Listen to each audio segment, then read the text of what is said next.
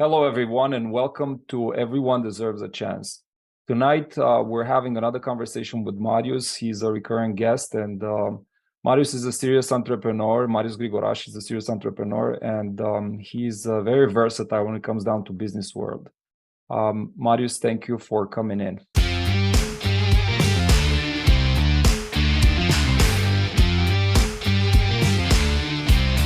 Hello, Marius. Thank you for coming in. I really appreciate your time, man. So in few words, I don't want to go back to the last episode, but I want you to present yourself. Tell us a couple of things about yourself.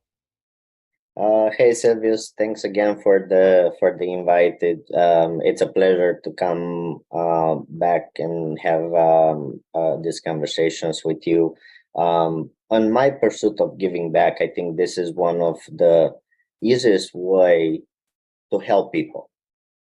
In my opinion, if you can create a video or even a short video explaining the things that you want to explain, people see it differently.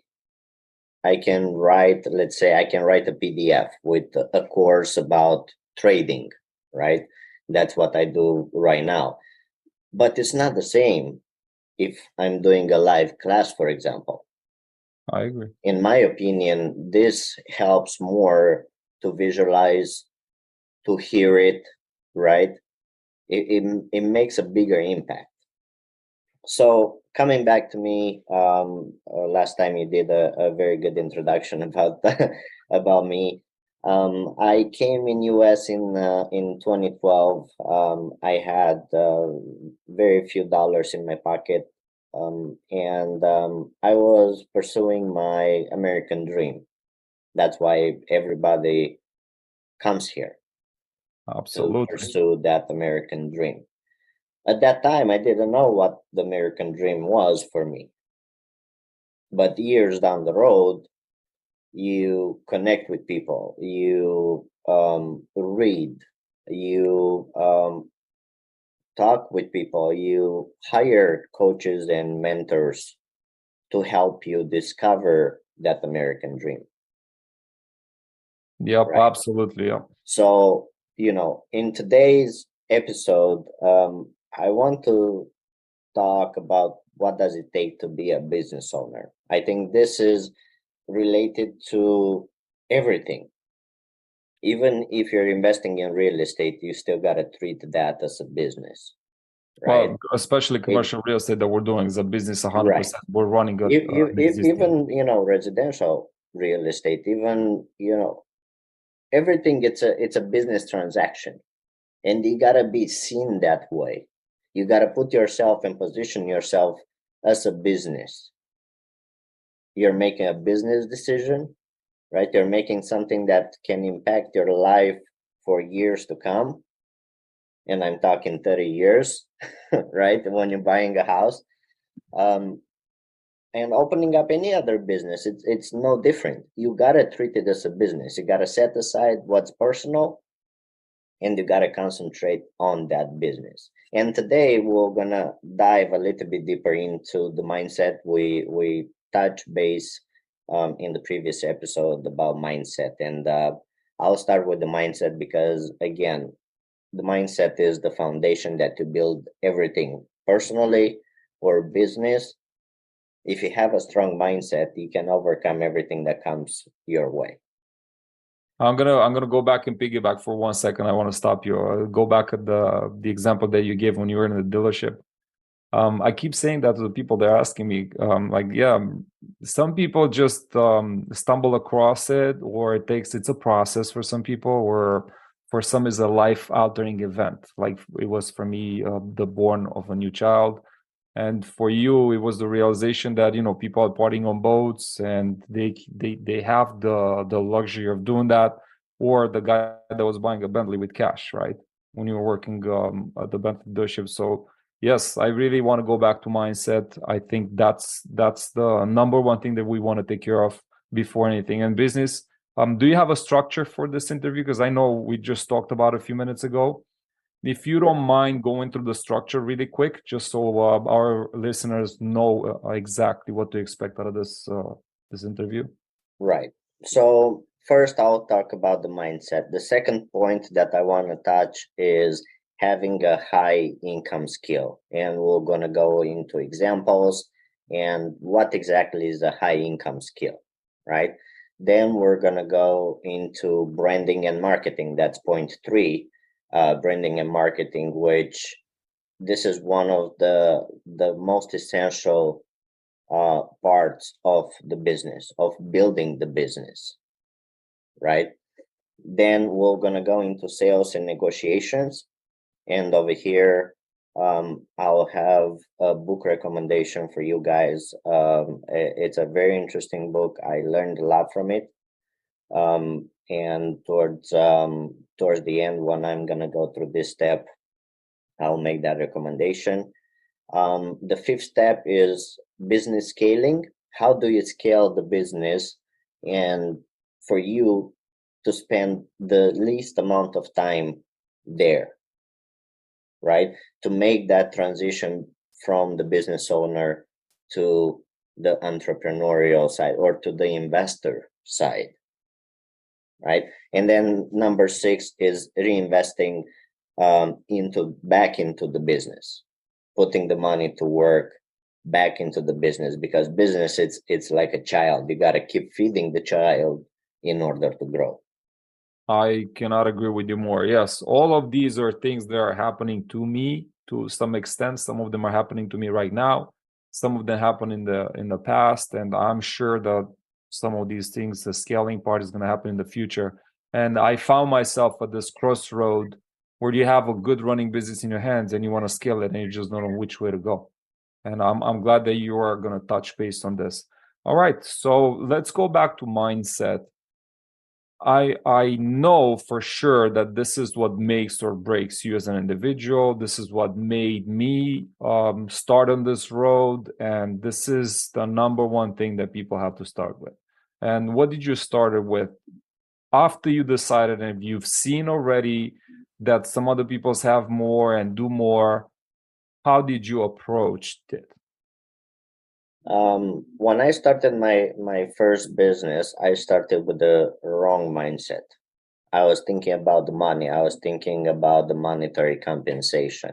I was thinking as an employee, right?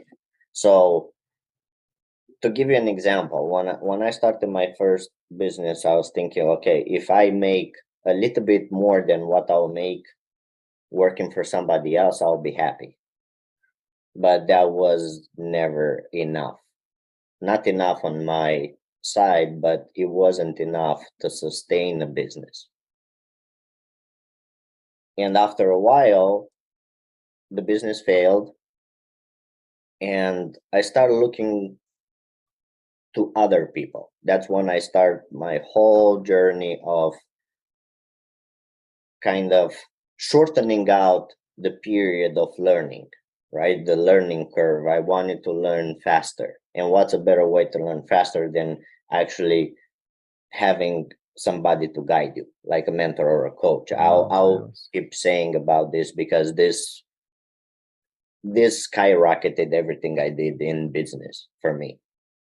So to give you the first example, when my business failed, I was looking for somebody that runs a successful business. One. And I did everything in my power to get under his skin. I was going to his house. I was fixing his outlets. I was, pretty much shadowing him for a while to learn how he runs his business. It wasn't the same business that my business, right? It was a different business, but the principles apply the same. They're the same principles that you're gonna run a business. It's nothing different. Yes, you do gotta know the business, which we're gonna discuss a little bit later about this. You gotta know the business that you're getting into. But in the same time, if you apply the principles of business, every business runs the same. So that's when I started my entire, and I spent hundreds of thousands of dollars on mentors and coaches, from business coaches to mindset coaches, even branding and marketing. because it's a learning curve. You're learning and you got to be open to that. And that's what the mindset is.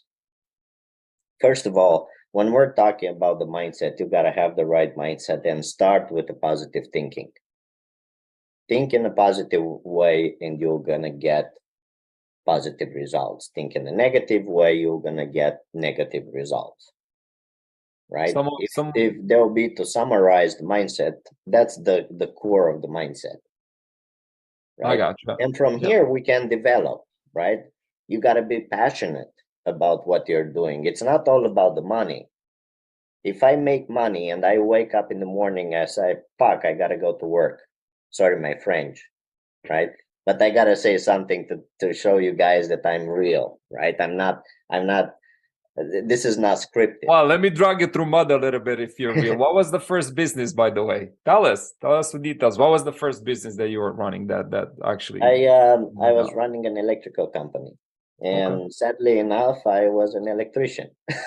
Yeah, but it's a huge difference, I didn't right? have the mindset, I didn't have the knowledge and the experience to know how to run a business. Yeah, I find myself guilty of the same thing. I think even now I'm still debating, like, oh, if I'm gonna make a little bit more here, and I still find myself guilty of that instead of the adding value. And now I understand the whole concept of it, and that's why I'm going into bigger deals and bigger things, because I think bigger now. But what was the first thing that you picked up? So I want to go back a little bit. You met the guy in the thing while you were working as an electrician, right? Guy with a car. Then you saw the people. Then you decided. Then you started your business. So now there's steps on top of steps. But can you pinpoint what was it? Was it a book? Was it something that? How did you end up having a mentor? After my business failed, and the reason why my business failed was the fact that I only relied on one general contractor to give me work. I never looked past that, right? When everything fails, I personally don't consider it as a failure. I consider that I learned something from it, right? Did it cost money? Hell yeah, right? Yeah, it was painful, of course. I had a van, I had tools, I had materials that I bought, I had a whole investment done, into the business. You When there is a famous saying, you can't fail if you keep working on it. So yeah, it's not you called can't failure. fail, Absolutely. right? You can't work on something and fail in the same time. You got to stop working on that specific task and then you fail. Does it work like stocks? You don't lose the money until you sell? Yes, pretty much. Yeah, that's a good analogy. Yep. That's a very good analogy. So you don't lose until you stop, right? That's what got me into looking for a mentor. Okay. And I how did you figured, find? okay, I can go in and learn about business. I can buy books. I can buy courses, right?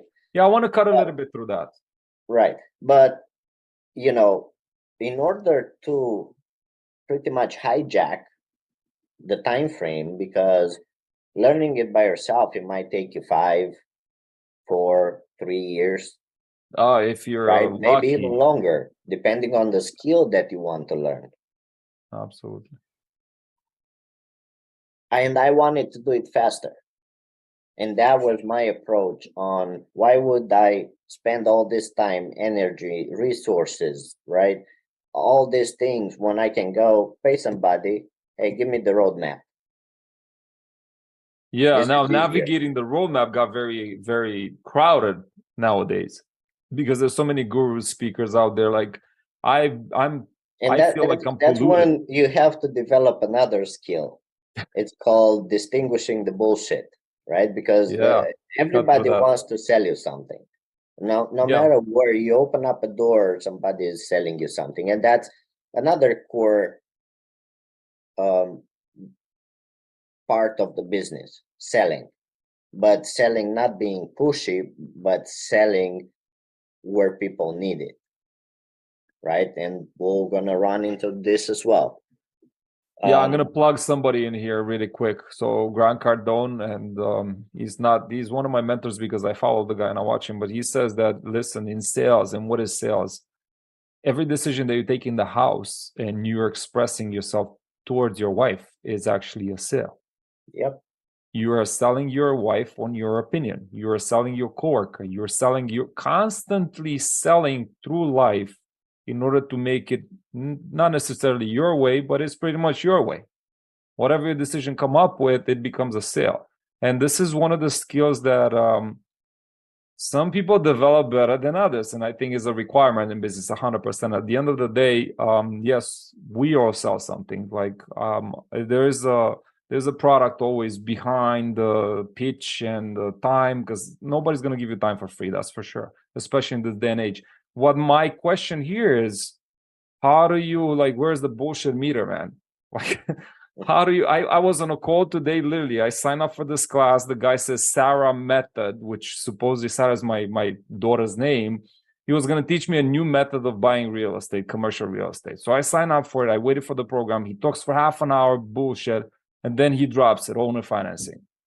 I'm like, dude, if you would have sold me on that at the very beginning, I would never click that link. If you would have told me that 30 minutes into it, you're going to talk about owner financing, I'm like, I know that one for years now, and it's not working the way you're saying. But that's the bullshit meter, and I fall into this trap constantly. I don't give up. I still give them some of my time. Right. And let me tell you something. Trust your gut. This is where the bullshit detector comes on. This is deep, bro. This is the bullshit deep. detector, that everybody has. It's called the gut feeling. And I used to be in your shoes. I used to sign up for everything, real Wow, my estate wife's related. everybody can sell you. And then when I started my hedge fund, I wanted to learn more and something more, and I was keep signing up and spending the money for things that I knew. Basically, I knew everything that all these people were selling. The only issue was with me, I didn't apply it. Oh, that hurts. That Practice. hurts. That hurts. That behind me right there, that hurts. That's what it's called. It's called practice. You already have all the knowledge and everything, what's in every book. The books are, especially business books, if you look down into the core of the book, it's again the business principles. What they talk about in those books are different examples on how they're they taking apply small the pieces out of principles. it. Yeah, like eat that frog, the one thing. They were talking about the one thing. It's just different names and different perspective for the same exact thing. You're right. Yeah. Exactly my point. So you already have it. And I'm talking your case, right? In my case, I had it too. I knew how to read the charts. I knew how to apply indicators. The only thing I didn't know was how to create my own indicator. And guess what I did? I paid somebody for it. Yeah, well, right? I'm guilty of doing it, but every day I sign up for something new. Business. You don't have to know everything, but you have to meet the people that know that part of business that you don't know. For example, branding and marketing, right? A lot of people say, well, branding and marketing is the same thing. No, it's not. Branding, what the branding does, it refers to the process that you create an image, right? The process of creating an image about yourself, if it's personal branding, or your business, the product or the service that you're selling, right? And this involves, the company values, the company vision, the unique selling proposition, right? What's the value proposition, right? And how it makes you distinguish from your competition. While marketing, it refers to the process of promoting that, right? They go hand in hand. You can, brand yourself and not market, right?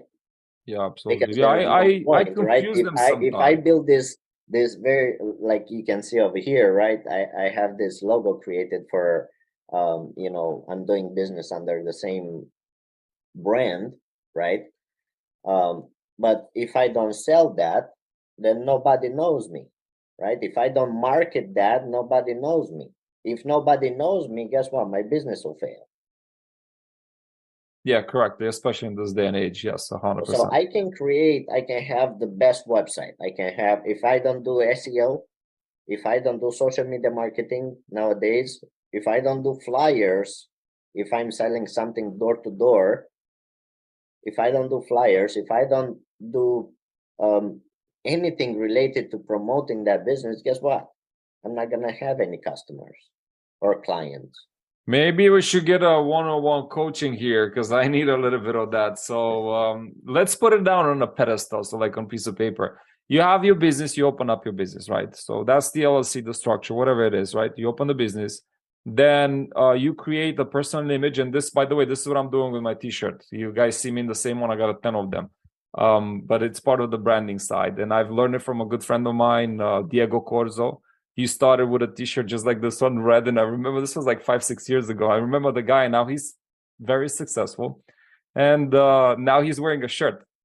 He moved from the polo to the red shirt. So I'm like, okay, now I know that's millionaires on the exclusive club. So that's one of the things. You do the branding, then branding and marketing. I didn't see it the way you're saying. I knew there are two different definitions for them, but I didn't look at it. I thought it's one and the same thing. But I missed some steps. Like sometimes I do too much on one side and very little on one side. So I guess that balance, that line, it has to be created. And then what do you do after that? Sales and Then you negotiations. learn how It's to again on sell the, and how to negotiate, right? yeah. So those are things that And we want to go deeper into it. Now I that's want to. I'm sorry, I interrupted. I want to go back to the income, the high income skill. So when it comes down to mindset, the bottom line is that you have to be pushy towards your success and you have to think a certain way. And here I'm going to bring in the secret, the big secret. There is no secret. The secret to the secret is there's no secret. That's the secret. It's already available for everybody out there. It's just you want it, you go for it, and you get yourself accustomed to whoever's in your business. You find a mentor, you're looking for the right things, right? Now, let's assume. as part of the mindset. I want to add a couple of Yes. things. We spoke about passion. You got to be passionate. Also, you got to have a vision. And when I say have a vision, you got to see yourself as you achieved your goal already. Yeah, that's Don't part think of how, the. because most people are getting stuck at this step, which is in the mindset circle, and they never get out. Everybody's thinking about opening up a business, but everybody's thinking how instead of seeing in the vision, right? It's a simple thing. You're breaking out of that circle. It's a vicious circle. You keep spinning around and spinning around and spinning around because you're overthinking your steps. Okay, so you So have a the vision mindset board. comes first, but you gotta have a vision. You gotta see yourself somewhere. Where do you see yourself? I'm looking behind you. There's a board over there. Is that a vision Yes, board that and you're that's a using? What are vision you board. using? That's a vision Right. board. Okay, cool. I That's bought very. it initially. I bought it to track my trades, and then it became a vision board because now the platforms, they're tracking your trades for you, so you don't have to go pen and paper or boards to write them down. Now the platform does it for you. You can look back and see all the trades or the profit and loss and everything else, right? So So that started as a trading board, and and it, it became as a vision slowly board. became a vision board because I do have bigger dreams to achieve, and that's what I want to look at when I wake up in the morning. I'm not sure if that's a boat or an airplane. They're I'm both. I'm They're still both. confused. I'm looking. I'm like, it's got some wheels. It looks like an airplane. I don't know. Awesome. So okay, I'll put it out there. You have the mindset. You get the mindset. You're thinking about it. But in order to escape out of that mentality of overthinking the business, you have to have a vision in the future or I think it's part of the law of attraction that says that, right? Yeah. You know what? Yes. We gave this example last time, you know, about Yeah, I don't want to go going into it. to buy that Lexus, right? Yes. But yes, you gotta see yourself as you already achieved your goal or your dream. So you gotta dream bigger, man. That's what Right. you're telling me. You gotta dream bigger because You I've been in gotta this. you gotta dream bigger and don't think how will gonna come to you. That's when the creativity starts coming into you. We all possess the same brain. There's a book here that I'm gonna plug in. Who, not how. It's a really good book. Who, not how. It talks about the power of relationship and who you have to associate yourself with. You don't need to know the how at the very beginning when you start. That's why I want to plug Exactly. it. Don't think how because that will gonna come to you. Think as you already achieved your goal. Another part of the mindset is risk taking. If my mindset is not right and I'm not willing to take risks and I say no to every opportunity that comes my way, guess what? I'll still be in the same spot a year from now, 2 years from now, because I'm not willing to step out of the comfort zone. The comfort Yes. zone is where you have your job, let's say, and you're comfortable, right? That's when people start getting fat, right? It's that, you know, being cozy spot. Once you step out of the comfort zone, and that's the risk taking. This is an exercise that I've done it myself, where, you know, I took um the event we went back in 20, Oh, the Tony Robbins in 2018. yeah, Yeah. Unleash the power Tony within. That Robbins was event. powerful. Yeah. Another part was doing skydiving, right? It's taking Yeah. that risk. It's all about in your mind. It's like, well, what about the parachute doesn't open? What about that? What about if I'm not strapped right? How about I'm all that? All those things are going through your mind the night before Yes. because that's self-preserving mechanism of your body kicks in. Like, holy shit, Don't do it. Don't I'm do it. jumping from Don't do it. 15,000 feet, right? Don't do it. Don't do it. Yes. I But agree. then But it's now, all in your mind. When you're actually doing the jump and you're out there, you're floating. It's nothing is holding you back. It's a very empowering feeling when you're actually doing it. And that's another thing of taking the risk that helps you get out of that comfort zone, gets out of that circle. Like I said, most people get stuck into the mindset circle and they're thinking to get all everything right in the first spot. Everybody does mistakes. Even now I'm doing mistakes, right? And sometimes I'm thinking it's like, well, that was stupid, yeah, that was I got that right? feeling sometimes. Yeah. And you know, putting it in perspective, you gotta take that risk. Another thing is part of the mindset is adaptability. You gotta adapt based on what comes to you. So you got to be a problem solver. Yes, That's you what gotta be a adaptability. problem That's what you're solver. talking You about. You got to gotta fix. adapt because i- most people spend a lot of time on the mindset and they're thinking their mindset is the best, and whoever comes along, they're wrong. Well, that's the wrong mindset they got into. So Yeah, I you got a gotta couple. I still adapt. got a couple of people around me like that. You gotta adapt with what comes to you. It's even a business decision. Something happened in your business and you gotta adapt, you gotta make changes. You gotta be able to do that, and that's part of the mindset. Sometimes for a long time I couldn't say no to anybody. Yeah, I'm saying no is one of the most powerful things that you can do as a human being.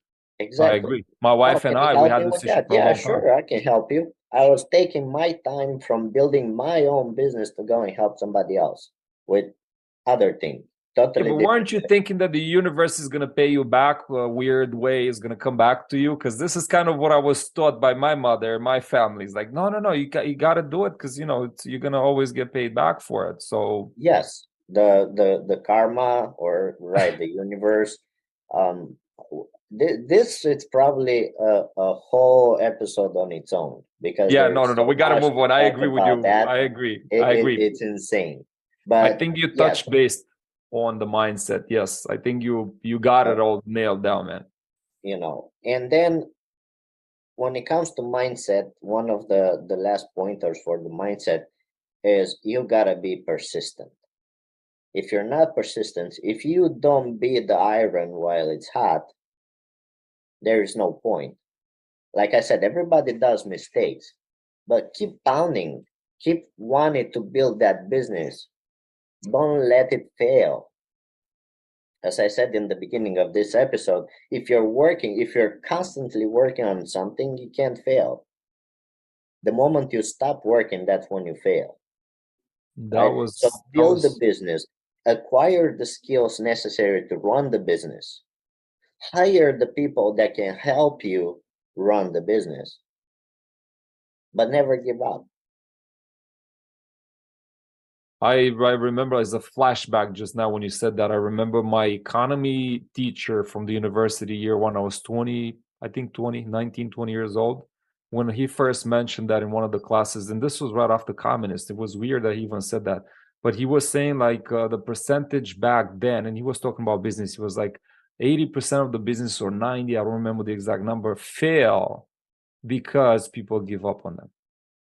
And it was about the first 5 years or the first 10 years in existence, because like Exactly. they just fail, not because the environment is bad or anything happening to that area, or they just fail because they gave up on it.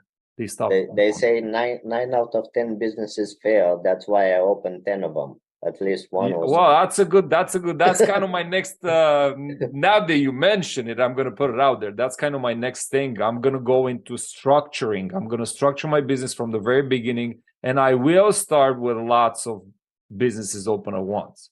That's kind of my strategy next. Because I'm investing in commercial real estate, I need LLCs there, operational stuff. I'm doing my own service businesses. So yeah, definitely, that's one of the strategies that I'm going to implement soon. So that's the next step. Can you talk a little bit more about the high income now skill? Yes, the high income skill, people don't know, but it's fairly simple, right? Um, I used to be an electrician, and if I'm working for somebody, that's not a high income skill. But when I start working for myself, that's a high income skill, and I'll tell you why. A income skill is considered something that can bring you at least six figures in income. Working for somebody else, to give you an example, over here in Chicago, as a local union electrician, you're hitting close to six figures a year. The problem is not that. You can triple that simply by the fact that you can open up your own business. And that's when it becomes a high income skill. To give you another example, somebody that does copywriting, but he works for a company, he gets paid 25, 30 bucks an hour. If he goes freelance and does his own projects doing copywriting for other companies, he can upcharge close to 150 an hour, as an example, right? If they decide to apply the hourly rate, or they can do per project, they can structure whatever they want to structure their business. If they But don't use you can ChatGPT, right? what's that? If they don't use ChatGPT instead, right? Exactly. Well, that makes it easier nowadays, but now they want to regulate that too. So with ChatGPT, Yeah, that's they're a work in suing. Yeah, progress. I remember something about Kinko's. Kinko's got sued when the guy sold Kinko's to Xerox, I believe, or something like that. When they became whatever it is today, the Right. guy got sued because he was making copies, and he got sued because he was making copies, and the publishers weren't get paid. So it's the kind of the same example. ChatGPT is they're gonna have to sue them somehow, but I think it's Microsoft behind it. So I don't know who really owns it right now, but it's gonna be I interesting to watch. Right. It's like I said, ChatGPT. It's a work in progress. We can all take advantage of it while it's free, Oh yeah. make the most out of it. But we'll see how everything evolves. Like everything else, they want to regulate it. They want to put a stop to something that um, cuts the income from other places, because that's what ChatGPT does. Uh, Having a platform like that, you don't need a copywriter. You don't need somebody to spell check No. your Yeah. emails or your websites or things like that. Or your Uh, articles, because I'm writing a lot of articles through ChatGPT. exactly. That you write articles. You get pretty much the Internet of Things at your fingertip. Any kind of information since 2 years ago, right? They have the updated version, by the way. Now Right. it's paid. Right, You exactly. have to pay So for the they got to updated. make money somehow. Yeah, if you want to ask what's the economy status as of today, rentals in Chicago now, give me the number of available listings. Yeah, you have to pay for it. All right, so I love this, man. Thank you very much for bringing us here. So it really clears out the path for me too a little bit, because when you said high income, I'm like, okay, God damn it, now I got to become a doctor. I'm an electrician. What the That's not hell? necessarily, because as a doctor, you're still working for a But that's what hospital. I was thinking. I was thinking high skills, but still working for somebody else. Exactly. High income skill, for me, I made it distinguished because, again, I was in your shoes. I was thinking the same way. It's like, hey, if I make a little bit more than what I make hourly, but the high income skill also applies for a project as well. Let's say I want to do electrical for an entire house. Now I give a price per project. I don't think hourly. This makes sense, right? Absolutely. Yeah, I did So this. I know that's the how high that income works. skill. I can give you countless examples. And when it comes to high income skill, over here, I wanna throw an idea out there, because I think this is important. This section should be high income skill slash know your business, because what happens is everybody wants to open up businesses in everything, but they don't have the knowledge how to run the business, and second, they don't know the business. A lot of people came into real estate like you and me on the pursuit of making a lot of money. Well, I gotta keep it real, man, to my listeners. I don't think I had passion per se for all these things. For me, it always was about the money, and it's all about the Benjamins at the end of the day for me. And I think I'm gonna be for sale. My business is gonna be for sale till the day I die. It has to. It's not the money per se that I want, but I'm always emphasizing on money. I figured out a couple of things about myself, and I'm just gonna put it out here really quick. I had this limiting beliefs about money and around money, because I come from a family who considers themselves a middle class family in poor Romania, communist, when everybody was making the same exact money, but they thought they were middle class just because they weren't living in the building that had the construction workers, which was right next door to us, literally the next building over. They were living in the building where they were the workers, but not the construction workers, right? So I had a lot of limiting beliefs when it comes around the money. They were talking about politicians. They're crooked. Well, okay, they're crooked. They're crooked, but they're crooked. You can't be a politician. You don't want to be crooked. You want to be a good child. Okay, so I put in my head, I don't want to be a politician. High income skill. I don't want to do that. Well, you can be a doctor. You got to pay him. They get bribery before surgery, or in the United States they cost a hell lot of money, right? So all these things I put them in my head, and they came limiting beliefs. And finally, I came down here to this country, and it took me a very long time to figure it out. I have so many boundaries in my head when it comes down to money. Like if you write me $1 million check right now, I'm gonna start crying. I'm gonna be like, no, please don't. No, no, no. For me, no, no, no, no. Keep it. I don't want it. So now I'm working on removing all this crap out of my head. It's been a work in progress. Here, Tony Robbins, here, the meditations, here, the things that I'm doing at night before I go to bed, when I wake up, and throughout the day. The walks, long walks that I'm taking with my wife, the listening of tapes and all the stuff that I'm doing, it's still for rewiring this thing. but I am strongly putting it up front that, you know, for me is about the money. It's not, I'm not saying that I'm not thinking about the visionary of the product. Yeah, I am, but I still have the money in mind. Like, I, at one point, I was trying to be like the Joneses in the business world, like people that run short-term rentals. I wanted to be like them. They had 30, I had 3, I wanted to get more. But then at the end of the day, it was still money. I mean, when I did my business, I did not see it through as I don't know, a port to humanity. Unfortunately, I did not see it like, oh, I'm gonna build this because I'm helping 50 people to go on vacation. I'm gonna screw that. I'm making this because I'm making money. Like, I'm gonna sweat equity. I'm gonna work on my knees. I'm gonna miss my kid's birthday party. My wife is in I don't know where and in Queens, and I was in Pennsylvania. So I had this money in mind, and pretty much I think this is one of the downside of things, and that's why I had marginal. Because I consider in the last few years I had marginal success. I spin so many wheels, and success was like, look in the bank account. Now where I thought I'm gonna be, right? So this is my truth, and that's why I want to speak it out loud. What you're saying is a little bit different, and I want to hear your opinion. Yes.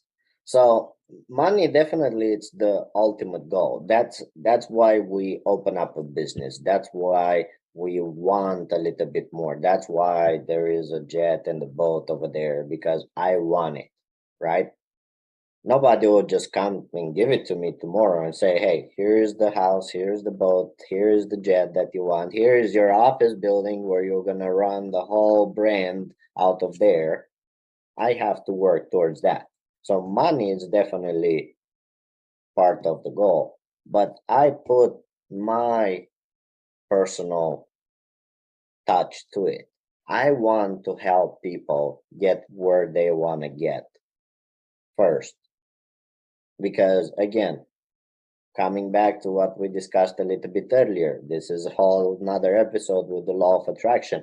Give 1,000 people what they want, and you're gonna get what you want. Yeah, That that's means you got to put 100%. yourself out there and try to help people I in one agree. way or I another. agree. Definitely, But definitely. as part of the know your business factor, because that's where we can incorporate this into know your business. You got to be able to help people, and that's what you're doing before you even get paid.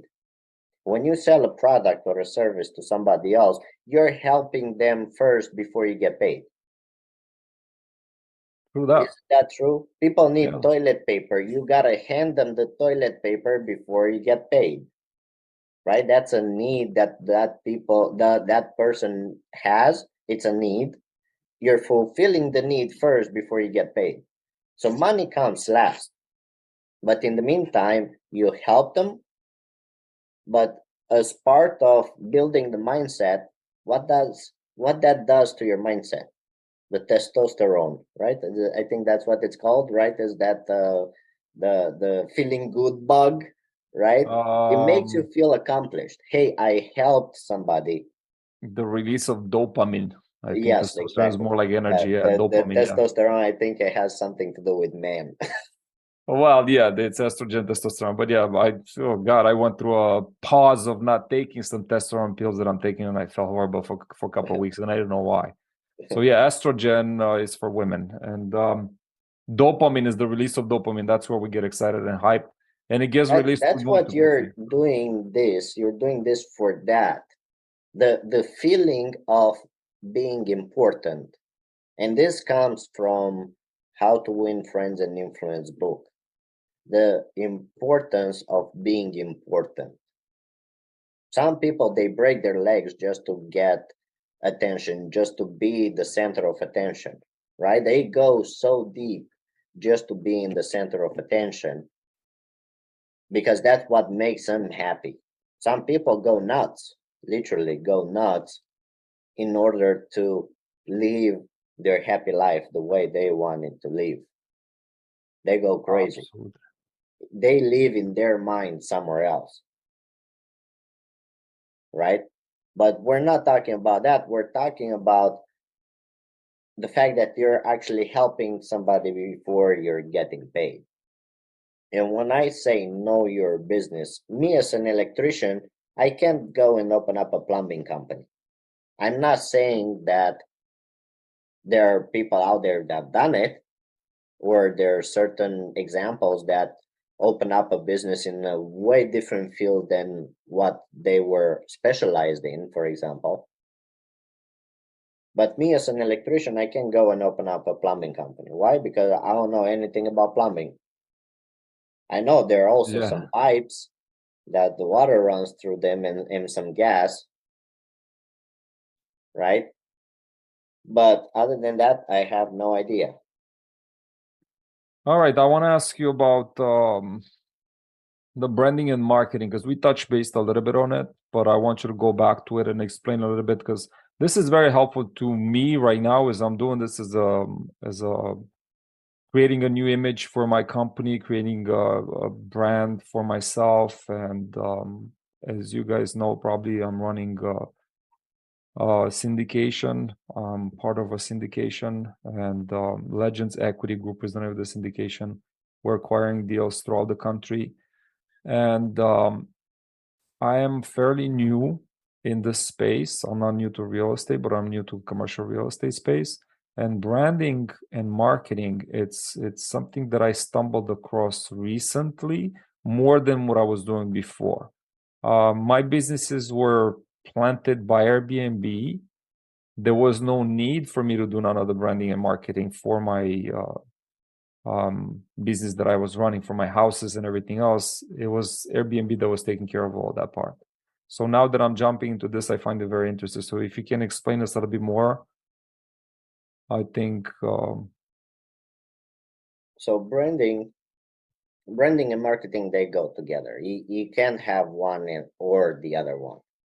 It's an interlocking system that goes together. No matter where you go, first is the image, and then the marketing. So branding is the image, marketing is the selling of the image. What are you trying to sell? When it comes to personal branding, it's simple. You have social media accounts, people know you, people connect with you that way. The funny thing is that part of the branding lasts longer. And I'll give you an example. I still get deals nationwide on houses. I still get apartment complexes once in a while. That's due to my branding and marketing I did for when I was investing in real estate. And it's been 3 years since I stopped real estate completely. And I'm still getting emails on a daily basis with stuff like that. So You I still in built the database, yeah. a brand around myself as a real estate investor. And at some point, I went nationwide. I have properties in Ohio. I live in Chicago. Total different state, different animal altogether. But that means I've done something good. What I'm doing right now, I'm going through a rebranding process where I have to pretty much rebrand everything people know about me. I'm not in real estate anymore. I own a hedge fund that trades on the stock market, forex, and cryptocurrencies. So currently, right now, I'm not a real estate investor. I'm not opposing to be again a real estate investor when the time comes. But as of right now, I'm rebranding myself. So I'm erasing the image that people had about me, and I'm putting a new image. Okay. All right, I understand. So this is what you're doing right now because you're doing the golden space. But I'm sure if the right opportunity will come to you, you would say no to a commercial deal that I'm going to present you and I'm going to introduce you to it. And I'm going to With the run right and you're going to be. partners, I'll never say no. Thank you. Yeah. All right. So that being said, I'm just gonna push it forward. I know we went a little bit off topic because we kind of dove a little bit deep into it, and I want to ask you straightforward: would you feel comfortable in continuing this conversation right now to go through the Yes, rest of it? we can keep going. We can make Okay, it a that's great. longer episode. Yeah, it's gonna be just a bit longer episode, but at least it's gonna have the whole complete big picture of it, Right. and I really That's appreciate it. what I was thinking too, because once you have the whole roadmap, it will be easier instead of going through two Yeah, I'm episodes. mindful of your time, and I don't want to go too far beyond and above with it. So okay, let's move over to sales and negotiations. Yes. I This know. is one of my favorite um um my favorite part um of any business for that matter. And I'll tell you why, because everything nowadays it's a sale. You introduce yourself, you go to a party and you introduce yourself, that's a sale. People will know if they want to not necessarily do business with you, but they'll know if they want to talk to you in the first 30 seconds, they'll meet you. And that's a sale. So now, how important the image is here? I'm gonna touch base on like how you dress, how you show up, how tall you walk. Like how do you present yourself on a circumstance? Right. On the personal level, yes, we can talk about all kinds of things. Nowadays, everything gets mixed together. It doesn't matter how you actually look. Before we had our own mindset limitations. Well, if you have long hair and tattoos, right, you're an outlaw. Yeah, absolutely. You That cannot be a doesn't millionaire. apply today, Yeah. and this is very important because it doesn't matter how you look, as long as you have something of value, something that people will need, something that will help people, and ultimately will going to help you make more money. So it doesn't really matter how you look, Yeah, I agree as with long you. as you can sell. I have one example here when you say that. I went to Indianapolis to an event there, and I'm in a hotel. And then after the 3-day event, we went to this big room, and on the stage is invited a bum, dude, a complete bum, like long hair, very ugly dressed. He says, "This is my number one sales guy. He lives in the hood." And he delivers, I don't know how many properties a week or a month, or like a ridiculous number. Few minutes go by, the guy comes back, suit up. He had it. I guess it was planned. It was a scheme. He comes back, suit up. Everybody's like, "Oh, look at this handsome guy." He was the same exact guy. Just that they put a suit on. It's like it's the same number Now, one now, guy that now we. now it's a debate between man made the suit or suit made the man, right? Well, yeah, but the example was like for me at least. I don't know for everybody else, but it was the point in case was like the guy was, I wouldn't. I thought he was the pizza guy. To be honest with you, I I'll be honest with you, because um I'm misjudged on a daily basis.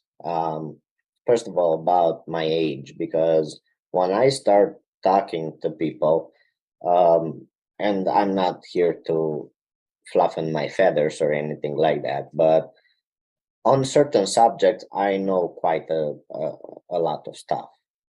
When we're talking about real estate, we're talking about investment, financial markets, business.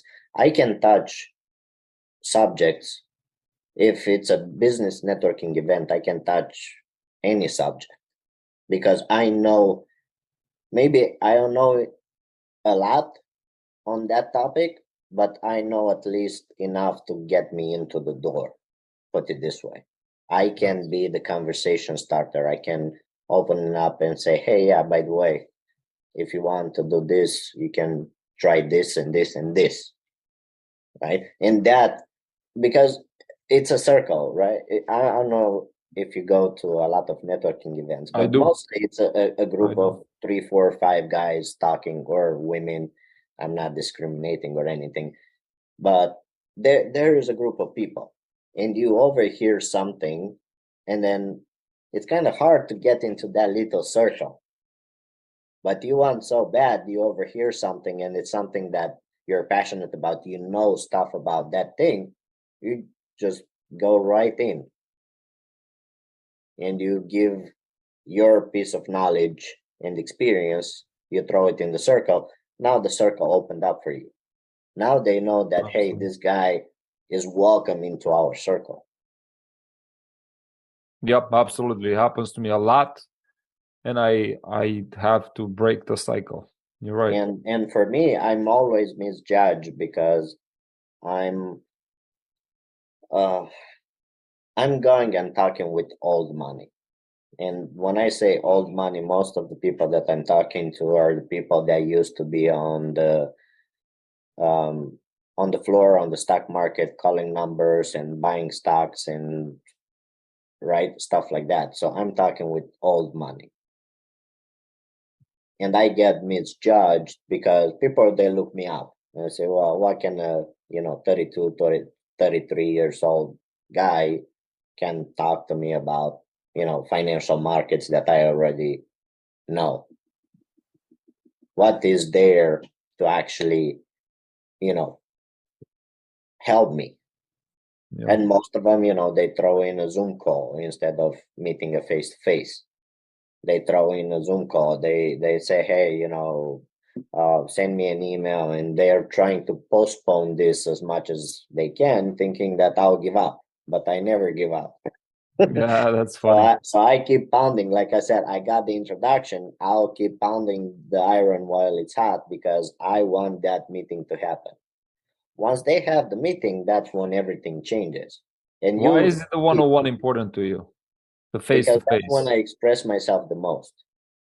Okay. It's all about the body language. It's all about the way I talk. It's all about it's about the image. It's about branding and how you Okay. present yourself. Over here, I can put a shirt on and be in my boxers. You don't know that. But when you go to Absolutely. do a one-on-one, I'm wearing a suit. Yeah, Big that's correct. difference. Yep, I Plus, see the difference. Yeah. it's the human touch. During COVID, a lot of people got ripped off that human touch. Yeah, I feel They rejected to they be have honest with you now when I go to meetups and stuff like that, people still come up with face masks, man. I right. go to And, meetings and they're showing up with a face I'm not mask. here to debate, conspiracies and things like No, no, that. no. I'm just People took it as it was at that time based on their knowledge on what's going on in the world. Some people saw it as a hype. They never wear a mask. Some people saw it as a life-threatening event. They were wearing two masks. yeah, Right? well, I still So see it it, today. it, it's a thing, but by the end of the day, what it caused, they caused a break in the society. It was the believers versus the non-believers. That's what politics are doing. That's why I never talk politics in a business meeting because politics are dividing people. Are you a Democrat or are you a Republican? Yeah, I do the same thing. That I agree. divides people. It doesn't matter. Religion, it does the same thing. It splits people. With politics, you only have two sides. With religion, you have so many. Yep. I'll And in change it my every week, opinion, by the these way. things, sports, that's another one. It divides people. Are you a Chicago Bears fan or are you a Dallas Cowboys fan? Well, if you're a Chicago Bears fan, Soon I'm to be not talking to you. Dallas. So see that's the thing. It's like it divides people. Like for example, this is a big feud between the Green Bay and Chicago. This is known as the biggest feud ever. And if you're a Green Bay fan, I'm not gonna do business with you. And people treat that as truly as a business model. Yeah, And that's I nonsense don't in my talk world. sports. I don't talk. It's purely business. I don't talk religion. I don't talk politics. I don't talk about anything else that is different than my goal. And what's my goal? To get your business. You just reminded me about a game that I used to play in Romania. It was called Flowers, Movies, Right. Girls or Boys. That's all you're allowed to talk. Everything else is taboo. And for me, that's um I'm straight to the point. I'm not trying to bullshit, things like that. I'll use in certain occasions, um, what is it called? Um, let's say people, you have a conversation and you hear that they're dog lovers. Personally, I'm a dog lover too, so that helps me connect with that person. I'm using this bonding thing, right, to get into the door. It's not only the knowledge, but sometimes it's just a certain thing that you like. And sometimes you can use a white lie. Hey, I love cats too, even though you hate them. Nobody knows on the back end, I right? have a But cat, bro. it gets you in the door.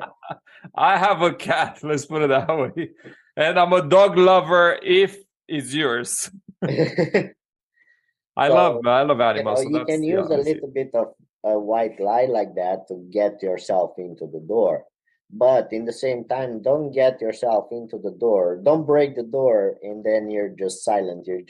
You don't have something to contribute to the conversation because you're gonna look stupid. If you go in and you kick the door, have something to back you up. Yeah, I see what it's saying. So you got to be serious pretty much about Exactly. the reason that you're there and why you're there Exactly. for. Because the conversations they part ways so easily and people lose interest in you in a matter of seconds. It's so simple and again, I'm talking with the guys that been doing this for years and years and years, so their bullshit detector is spot on. They can smell the bullshit the moment they the moment gets into the door, right? So the gut feeling, it's a simple, it's instant. Sometimes you go into a meeting and you already know that you're never going to do business with that guy. It's instant. The moment you see his face, I don't know, it's not about the face, it's about the vibe, it's about the way he presents himself, it's about uh, whatever it is, you already know that you're never going to do business with. Now if you want to have a pleasure conversation and talk about you know unicorns and rainbows, you can do that. But you know like we spoke about, time is precious. Protecting And your time. I'll That's I'll exactly what I excuse was thinking. myself and I'll say, hey, I don't want to waste your time or my time on this matter. I don't think we're a good fit to do business together. And I walked away. I walked away on closing on real estate. I literally walked away. At the closing, I was about to put the pen on paper, and there were things that weren't the way they're supposed to be, and I walked away. Yeah, My that's good attorney for you, got me man. out. I didn't pay any fees and penalties, and right, but I walked away. You'll understand after a while your time is so precious because time, you can't get it back. You can always make more money, but the time, you'll never get more time. I cannot agree with you more. Want to bring you over to the next point. We're talking Let about you me, said, because I did say I want to make a book recommendation about sales and negotiations, right? please. Um, I'm and taking notes. negotiating, it's another part of the deal too. Of being a business owner, you gotta learn how to negotiate. You can't go and negotiate, let's say, buying groceries because that's a set price. You can't go to the cashier and say, the cashier will be like, oh, okay, that's $150. Like, well, can you do 130?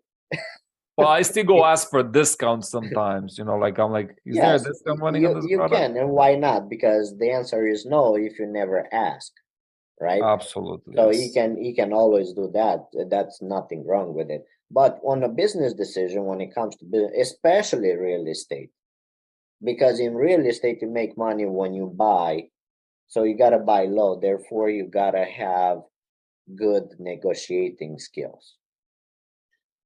It's not about the sale anymore. The sale got yourself into the door of the owner.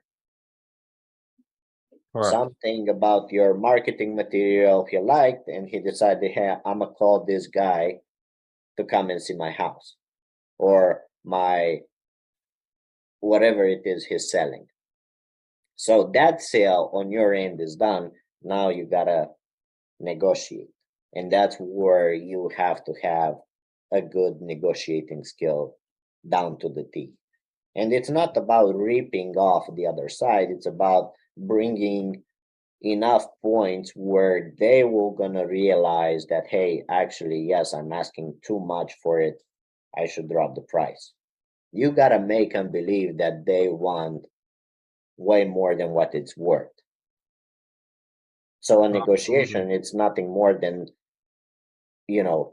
showing that, hey, this is not what is worth, this is not the market value, or this is not what you're thinking it is. In the same time, it gives you a better purchase price, which results in more profits in the end, or more cash flow if we're talking about rental properties. But one book that I really enjoyed reading, it's called Never Split the Difference. It's written by Christopher Voss. FBI guy, Yep, right? Yep, yep. I He read that had a one. master class on that. I think he had quite a few um, things going on, but that is one great book about sales and negotiating and negotiations, and I'll recommend that. And I use techniques when I bought my condo, the one I live. I use his techniques to get where I want to get price wise. Yeah, that's interesting. What was the name of the guy again?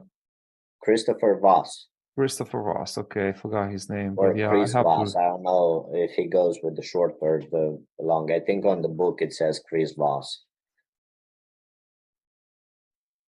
Yeah, that was. I I remember. don't I don't have the book anymore because what I I do remember yellow after cover on it. after I go through my books, I pretty much donate them or I gift them to somebody else that my like reading that. So I keep very few books.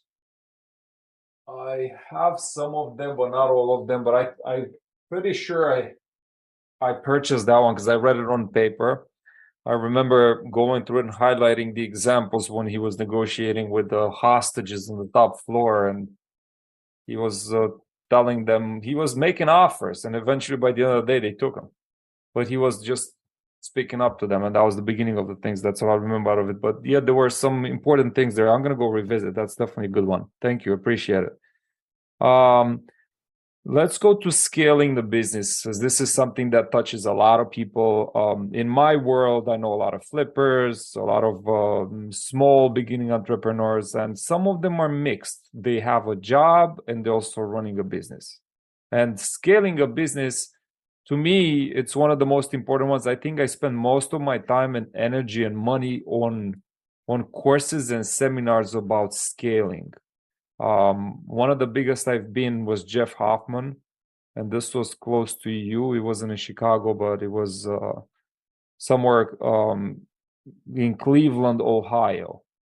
I actually That's went to about his 6 hours house. away, but yeah, close enough. Yeah, my math is a little bit off. I was just concentrating on the name. I apologize. So yeah, I went to this guy's. He wrote a book called Scale. Amazing book. I spent 3 days with a billionaire, which was awesome. I have his phone number. It's awesome again. But I did not understand anything. At the end of the 3 days, I left and I'm like, I'm dumb or I'm dumb or I'm dumb. Because I just spent like $10,000 to be here in this room with these people. And I have no clue what they were talking about. And I was talking about writing a book and having meaningful conversation with people, and I met them and I have their phone numbers and this and that. I was so excited about it. But when the course hit, man, he was talking about $100 million businesses going above and beyond. So I ended up in the wrong class. Probably the best people on earth. They were doing it was on the table. They were doing a tour around the world with entrepreneurs, and I was invited because I was part of that group. to live on a boat on a cruise ship for a whole year with my whole family, to support some kids on new projects, creating and developing new entrepreneurs. Little did he knew at the time I had no business. I was just some lightly real estate that I was looking into it. And I wanted to learn about scaling, but I did not have that kind of skill or business. And I didn't understand a thing out of it. So now take me through it. Take me through the process. I'm guilty of that too, because I've done my own fair share of mistakes, and I wanted to jump the fence and get ahead of the crowd. That's the reason about why I paid hundreds of thousands of dollars to mentors and coaches over the years to be where I am today, because I wanted to be ahead of the crowd. But that's why there is a roadmap. And this roadmap that we're discussing here, you're not going to have it, because this is my own roadmap that I put together. You're not going to find the same roadmap if you go to like some business guru out there, because this is what I created based on my own knowledge and experience. The order and everything else is my own creation. So I understand. I took notes. that's why there is a roadmap. That's why scaling the business is after you learn how to sell and how to negotiate, because only then you have a business. Until then, you have an idea. It's still an idea. It doesn't matter if you have an LLC formed. Until you learn how to sell and how to negotiate, that's when you have a viable business going on. And I'll tell you why. Everything else is right. I have my LLC, and everybody gets excited about an LLC.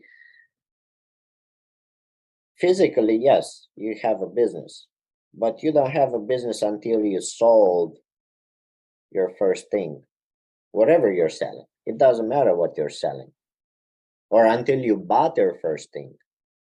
If you're talking about real estate, you don't have a business if you didn't buy a house to flip it. There is no business. You can have all the offices in the world, but that's not business. That's not viable business. It becomes a business when you have a product or a service that you're selling and somebody is buying it. Or on the real estate side, if you let's say you do wholesales, you have the contract in hand and you want to sell it to the highest bidder out there for more money than what you paid for. That's when you have a viable business. Until then, it's just an idea. I agree. Businesses thrive on the exchange of money. If there is no exchange of money, there is no business. You can do joint ventures and exchange. Hey, I'm gonna sell you this contract for this contract. We can swap them, right? But still, a joint venture is not a business. You gotta have some monetary exchange to call it a business. You gotta have a product or a service that you're selling again, right? You gotta have something that you're gonna exchange for money. That's what businesses are. It's nothing more than that. But on the scaling the business, that's when actually you have a business. And now to scale it, what do you do? What do you do if, let's say, tomorrow you're incapacitated and you can't be present in your business? Can your business survive then? Most of the people knew no, and I'll say that myself. So most of the times, the businesses that I was running, I started on the right track, like having that mentality. Oh, I'm gonna hire right off the gate. I'm gonna this blah blah blah blah. And then I ended up like, I don't make enough income. I can't pay the cleaner for this hot tub. Exactly. I have to do it. And I that's can't what play. scaling is. It's taking this business and say, hey, tomorrow if I'm not here, can this business run? Can it be sustainable if tomorrow I'm not able to work? I'm not able to go into the office and manage people. Can this business survive? Can I pass it on to my kids? All right, so that's the train of So thought. that's the scaling, right? That's part of the scaling actually, because the part of the scaling it does when you become a nationwide brand. You're not locally anymore, right? You're not dealing in your local market anymore. You're becoming a national brand. Now you need national salesmen. Now you need people. Now you need warehouses, right? If you're selling a product, now you need warehouses nationwide. That's also part of the scaling. Yes. But you got to have a viable business before you actually go to scale. You can't scale something that is not there. 100% of bullshit is still bullshit. Absolutely. Or I like that 0% analogy. in the same matter. 0% of the bullshit, it's still 0%. It doesn't do anything for you. You don't have a business to scale. Okay, so how So part important of is the scaling, structure? first of all, you have the company, you make sales. Now you want to free up your time because again, you're trying to transition from being the business owner and running the business, being the business manager, right? You're trying to transition to become the investor. You want to be to free up your time. Even if you don't do anything else on the side of that business, you want to free up your time because ultimate goal besides money is time. You want to work on your own terms. You want to be in vacation, you want to go on vacation, go on vacation. Nothing holds you there because part of the scaling is freeing up the time to do the things you love. That's why you scale the business. It's not only getting bigger, but also putting key people in certain spots. Remember, we spoke in the last episode about creating the team. Correct, yes. Create a team, that's part of the scaling. That's why I was able to do so many projects while having a full-time job because I was scaling. I applied one model and I turned it over and over and over and over again because it worked. So I built that team in order to scale. I had, I think, 5 projects at the time in the same time. At the same time, wow, that's crazy. I know So, how much work is involved into a project like that. and some of them they're easy rehabs and some of them they're brand new constructions, ground up, new foundation, new everything. So I didn't what I didn't want it a second job. I didn't want to be there day and night to manage those projects. That's why I built in my team. And I barely needed to be there. Why? Because I put together the team to run this for me. I even told you, even though I was an electrician, I never done electrical work in any of the houses I've done. I was too expensive. I found somebody else to do it cheaper. Yeah, absolutely. Yeah, I say that sometimes. So I wanted to free up my time. Even though I was tied up to my job, I didn't need another job. I didn't need a second job. I wanted to do this as less involved as possible. I was doing everything up front. When I was closing the house before the contractor came in, like I said, I was creating everything down to the SKU number from Home Depot or Menards or other retailers. So retailers, where my general contractor knew exactly what he needs to pick up, from light fixtures to faucets to sinks to cabinets to pretty much everything, including the design. I did a little bit of work up front and then everything was smooth. They knew exactly what kind of windows to install, they knew exactly what kind of flooring to install, and so on. They had everything, and that made it easier on the general contractor. They loved working with me.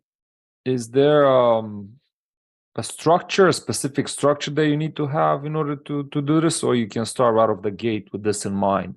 Because what I'm thinking is, when I'm buying properties, I have to put them on LLCs, and it's complicated. Every one of them is an individual business. So, yeah, overall, they work all for me under one umbrella. But is there like a way of thinking in order to One get one all the of my stuff right? mentors, Or one of my mentors told me, in America, if you have a good lawyer and a good accountant, you'll make it just fine. So to answer your question, if you want to put all the properties under different LLCs, you can do so. If one fails or something happens, it's not going to drag the other ones. But coming back to the mindset, if you're thinking that way, if one of them fails, why would you even think about that? Why would that project fail?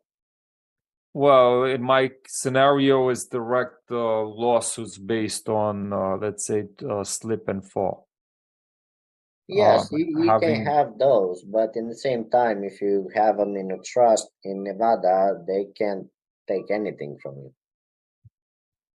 Yeah, the purpose of having separate LLCs was for asset protection, A so you lot of can run a people are, business. yes, a lot of people get this advice, and I never understood it. Is it just creates more work for you or for your bookkeeper if you have one? Because technically, you can, I mean, there is nothing literally to tie you up. Yes, legally, they can come after, let's say, another property. But let me tell you something. It's called asset protection, right?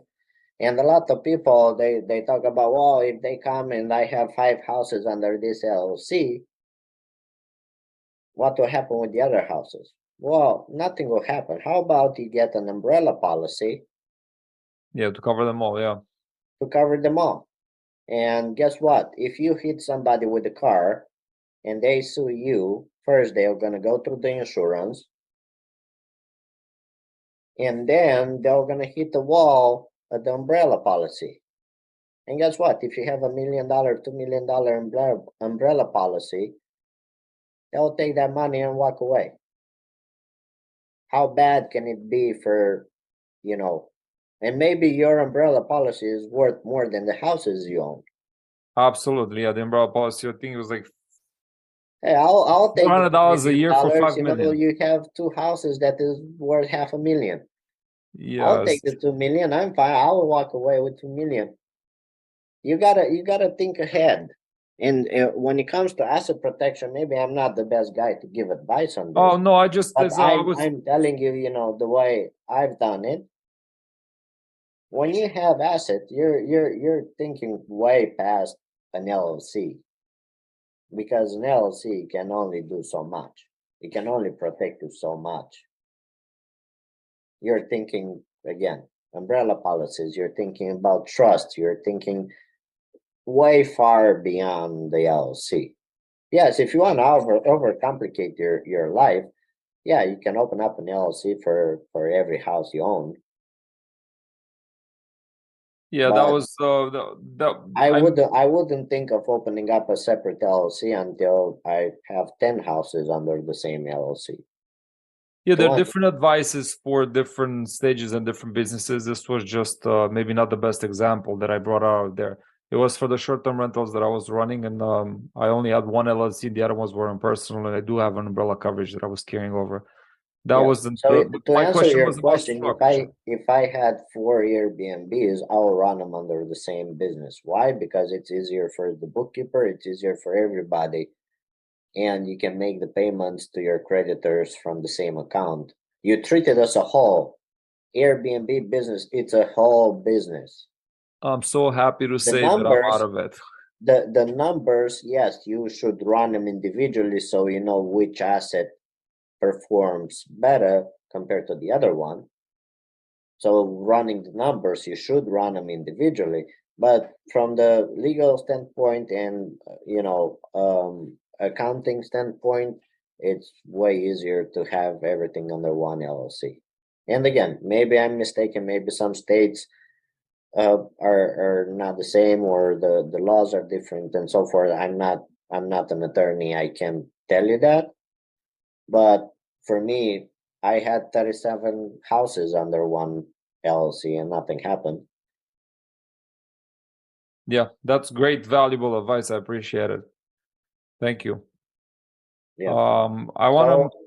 Yeah. To wrap up this scaling, think about the scaling as you're creating your freedom, and this is nothing more. When you scale, when you grow, you have to have a system in place. If there is like a certain blueprint of what to do when you scale, is the only blueprint is to hire the right people. And you're gonna go because you don't know who's the right people. So it's a trial and error.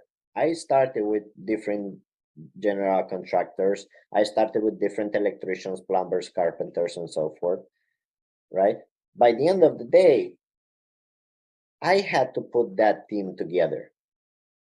So I had to sort them out and decide who stays and who doesn't. And it's trial and error. You don't know how good that worker is until you try it. Yeah, Right. that's very So expensive. part That's of the scaling, I think this is what scares people the most, is because nowadays a lot of people lost trust in humanity and they don't know who to trust. But with the right legal contract in place, you can get screwed over. Right. So building a business, I think this is the building the team. This is the key factor in business scale. If you have the right team, you can take any business nationwide. You can grow it to hundreds of millions of dollars without a problem, whatever you're comfortable with. And some businesses, they don't require scaling.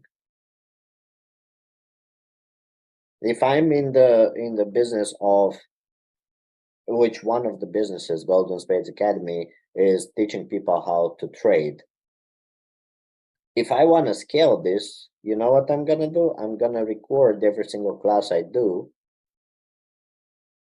and I'm going to create a library where people can go and watch every single class. And that's my scale. That's freeing up my time because I don't have to do those live classes anymore. So yeah. it frees up my time. And I can be worldwide, not only nationwide, because people, whoever speaks English, they can watch my classes. Yeah. Therefore, that's my scaling. And I don't have to hire, hundreds, thousands of people for this. I just need somebody that is good at doing, social media marketing, a little bit of website development, and some SEO, and I'm good to go. That's the way I will scale my business. And sometimes maybe I like a small group of people because I want that human connection. I want that personal touch. I want to give my time one on one during these classes to answer people's questions. What I do, there are other people doing it, right? Yeah. And here comes the branding. How do I stand out from my competition? And that's how I stand out. I do live classes. There is no recording, there is no pre-recording, there is no PDF file that you're gonna receive when people sign up for my classes. Literally, there is nothing. You're gonna learn it as you go. You're gonna practice during the classes on your charts to learn how to do this. It's not that PDF, hey, I'm gonna sell you a course. There is no course. The course is in my head. Yes, I can scale it. I can turn it into a course. It's going to take me months to put together a course with all my knowledge. It's going to take months to record a bunch of classes, to do some video editing and so on, right? It's going to take a whole time. But yes, I can take this worldwide. Do I want that? I'm not sure I want that because my focus is not making millions selling courses. Yeah, I understand what you're saying. That's kind of the Grant Cardone's issue right now. They're making more money on the selling classes and courses than they're probably making in real estate. Not a verified sentence, by the way. It's just a speculation. Yeah, that's very interesting, man. So scaling the business now, I had different opinion about scaling. I thought it has to be preconceived and somewhat like the business plan had to have the scaling in mind from the very beginning. But yeah, you're putting a new perspective in it for me because I was looking at it a different way. I was more looking like a franchising kind of scaling. I don't know why I have this in mind. It's just probably my own personal opinion through business, and that's why I had this in mind. And yes, franchising, it's scaling. I have a very You're taking a business model and you're giving it to other people that they can apply it in their market, and in their market, and they're just collecting the royalties each year or each month, whatever the the system is set up to collect the royalties. But yes, that's scaling. Once you have a viable business that works, no matter which market are you in, which location are you in, yes, you can sell this nationwide or worldwide even. McDonald's, right? It's a good example. They're everywhere, worldwide. absolutely, yeah. That's what I had in mind. That's what I thought about scaling. But you gave me a little bit more a framework for it, and I really appreciate it. How did you like? Personal question: how did you jump from the electrician to the real estate and now doing the courses and classes? Because it seems like to me that you jump your career from A, B, C, D, and you went all the way down to venture capitalist. Pretty much, I can say that about you because you have your own fund and you're dealing with other things right now, and you're still doing the educational side. So I have a friend of mine who's an electrician. She's a very licensed, experience, and everything else. She's running electrical business down in Florida, but she's been struggling with credit card payments. And we had this conversation earlier between you and me. It was a private conversation. As an operator, as a business owner, most of us end up there. And that's kind of how the businesses fail at the very beginning. How did you jump structures from like, okay, you finished with one, you closed in, you move on to the next one? Did you 1031 exchange your money from the profits that you made in the first one? Well, Like, there was no profit on the electrical company, remember, because I failed. And like I said, I failed because I didn't think ahead. I was only relying on one general contractor to give me work. I didn't think about branding and marketing at that time. All I cared was to have a van stacked with all the materials and about $6,000 worth of tools in there, right? That's all I but care. what? That's how I saw my business back then. Yeah. I The didn't, man with a van. I didn't think about branding and marketing. I didn't know how to go and talk to people. I didn't know how to introduce myself. Yeah, I was even afraid That's to speak to that's people. the early stage of me learning about business. All right, so then you move from there. And then you move from there because I told you I had that aha moment when I was driving and I saw people partying on the boats on the lake here in Chicago. And that was the aha moment where what do people really do to have time and the money, the financial resources to be able to do something? Because boating, if you own your own boat, you still got to pay the payments for it, unless you bought it cash. And then where did you get the cash? You still had to have money, right? Well, hold your horses for 1 second. I think I know the answer to this question, right? Where did they get the money? So you either marry rich or you win the lottery. Exactly. But then there is another thing. It's called investing and having the money Oh, working for you. So that's okay. when I decided it's like, hey, I have to do something. I have to do something more than what I'm doing right now because I want to go ahead. I want to be ahead of the crowd. And I remember a conversation. I don't know if I said this or not. It's all right, you can say it again. Once I got into the union, being an electrician, that's pretty much the ceiling. There is nothing career-wise as an electrician. That's the top level. There is nothing more than that unless you open up a company and you go into the union and you start the whole cycle all over again, and then you start scaling and hiring people and so forth, right? But as an employee getting into the union, that's the highest paid job you can ever get. I can relate. Right. So I remember, like, on one of the jobs, I was talking with a guy who was about a year before his retirement, and I was having the conversation with him, talking about money, and the conversation came. It's like, man, like, I got one more year to go. I have $700,000 in my retirement account.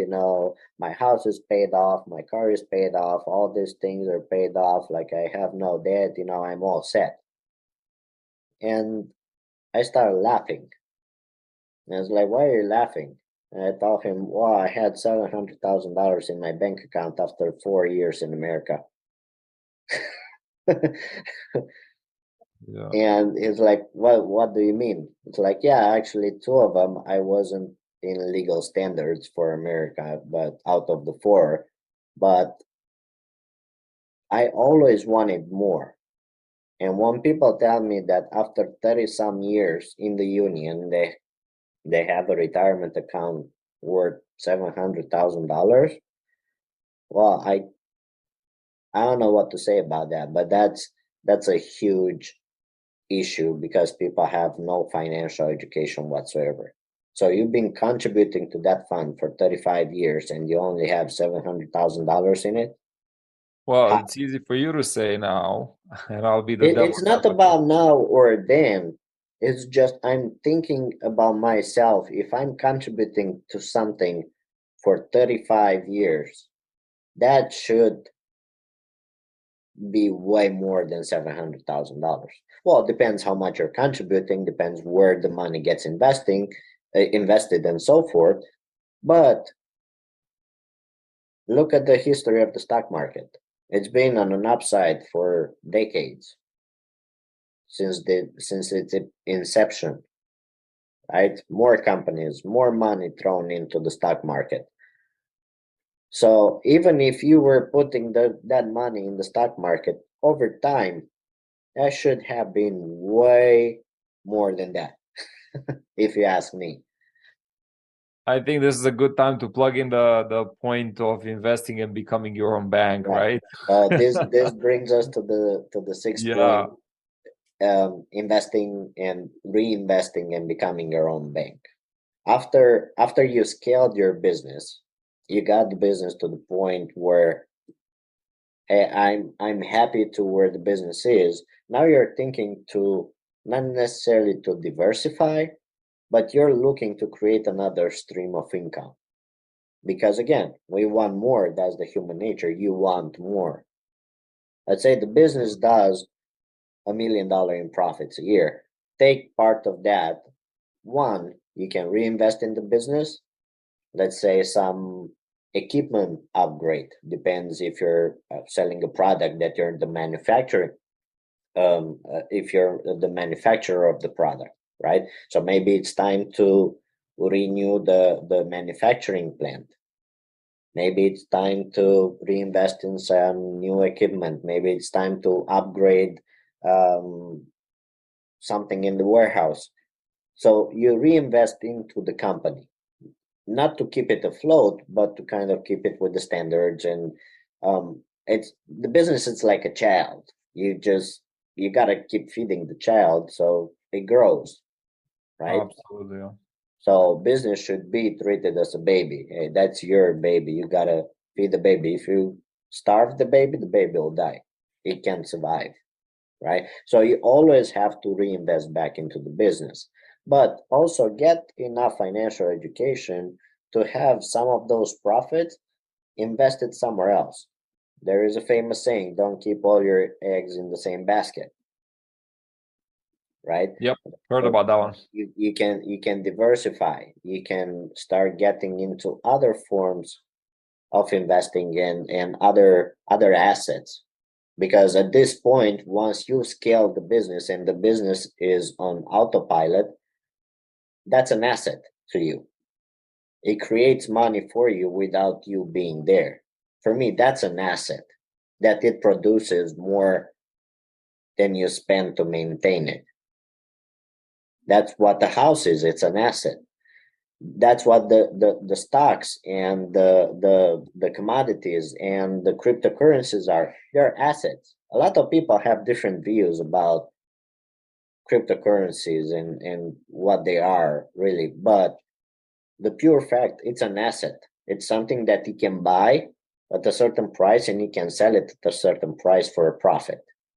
So that's a viable business, technically.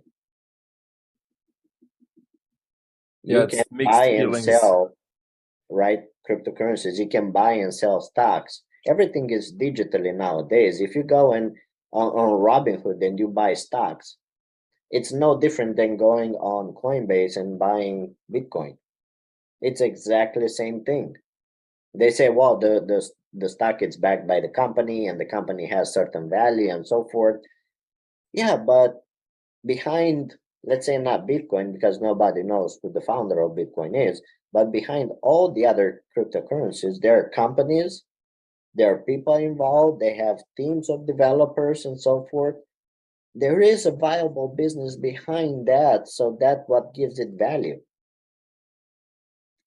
On the stock market, if you go on Robinhood and you buy stock, you don't get a piece of paper saying, hey, you own 2 shares of Tesla. It's all digital. The same thing is with the cryptocurrency. It's digital. You don't need a piece of paper saying that you own this much Bitcoin. You have it, it's in your wallet, you can see it is there. It might not have the same value tomorrow. Diversification is key, man. I Right. agree with you. But And right. Investing, ultimately you want to live on your on your own terms. You want to diversify, you want to have multiple streams of income, passively preferably, something that you put your money to work for you, not you working for the money. You want more money, yeah, you can go and open up a different business to keep you busy, but maybe that's not your goal. Maybe you want to free up even more of your time and you want to have passive investments that pay you monthly or every quarter or every year, right? Because again, we're talking about time. Maybe you're thinking about selling the initial business that you build for a lot more money than what you put in, right? We see mergers going on every single day. We see business deals going on every single day. Businesses buy other businesses, right? So maybe you're selling this and you need a way to park your money, right? But park it not in the bank where you get 0.01% a year, but park it somewhere where you get way more than that, right? With the that's right such a financial beautiful issue to education, have, right? right? With the right financial education, it's even you learn it by yourself or you use somebody like myself and my hedge fund to create more capital for you. It's even you become your own bank and you finance your next venture, right? Or even you just love the passive income and you want to live like that. There is nothing wrong with it. I know countless example of people that build a company, sold it for 200, 300 million, and they're just enjoying their passive investments right now. They're not doing anything. They're in vacation. They're everywhere. They saw the world already because they've done it once and that was enough for them, Yeah, right? I agree. I They don't know, live Mike. off that passive income that they receive every quarter or every year with one business idea that they had in the beginning. They had the right mindset. They had a high income skill. They did some branding and marketing, right? They learned how to sell and how to negotiate. they scaled the business and they sold it. They didn't have the investing side. The investing side came after they sold the business. And they don't have to learn about financial markets. They don't know what the dollar compared to the euro will gonna do tomorrow. They don't care about that. What they care about is the fact that they're getting their fair share at the end of the quarter. Yeah, I'm working on my high income skill. I'm looking down. My mindset, I checked that out. So I think I have the correct mindset, although there's still things that I have to weed out. The high income skill I'm definitely working on developing. To me, is syndication at this point. Because I've been in real estate for 20 years now, syndication is, like you said, the union. When you reach that union, syndication for me is that union. And I know there's an extra step after syndication. After syndication is a fund. And probably after the fund is going to be who knows what kind of merger, things that I don't know yet. But at this point, syndication is my number one goal. My number two is going to be a fund. When you get to a fund, to me at this point, it seems like a greedy thing to do, because owning the fund, the returns are lower. You're not dealing with the same exact things. And I'm talking strictly real estate. I'm not talking about your fund. I don't really understand yours yet. And then everything that you talked about, branding, sales, scaling, it's very important. I really appreciate you sharing this with us here today. It makes a picture of a business easier for me, at least at this stage of my life. And you know that I'm starting new businesses, and I'm at the beginning of a road trip that is gonna change me again. It's gonna make me feel uncomfortable again and all this stuff. So I really appreciate everything you teach me here today. Now, I don't know about becoming your own bank. How does that work? Like, how do you become your own bank? Well, in order to start something, to start a business, you need money. Instead of going to the bank and ask for money, they might not give it to you, right? If you create your own money, which technically you're becoming your own bank, technically you made some investments that paid out. Now, out of a sudden, you don't have to go and raise money anymore. Now you're using your own capital. And I know there is this mentality, and it got taught by the big gurus out there in the investment world to not use your own money for real estate deals. And in my opinion, that's complete bullshit, right? First of all, if you use your own money, you can pay yourself back interest, which recycles your money. It's a vicious circle. When it's you an become infinite your own bank. return, we call it in the commercial space. Yes, Right. So infinite you're returns. recycling your own money, right? Day in, day out, you just pay yourself back a percentage instead of paying it to the bank or paying it to another investor that was the money partner that came into the deal.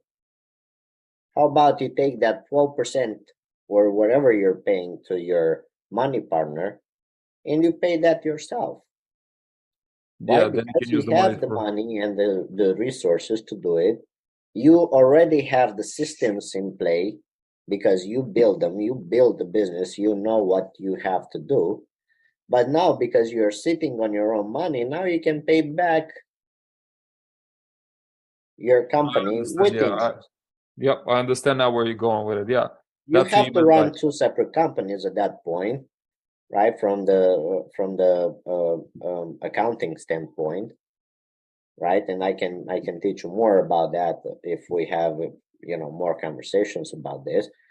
But yes, one is managing the project, the other one owns the project, and the money just circles between them. This company just bought another building, this one is managing.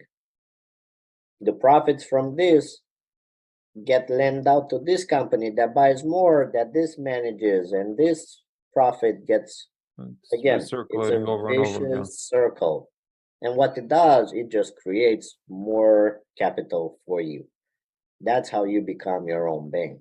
You don't need to go out there and, talk with, 1,000 people. Hey, I need $50,000 for this project, or I need 2 million for this project. Why? Because at that time, you're already way ahead of the game and you became your own bank.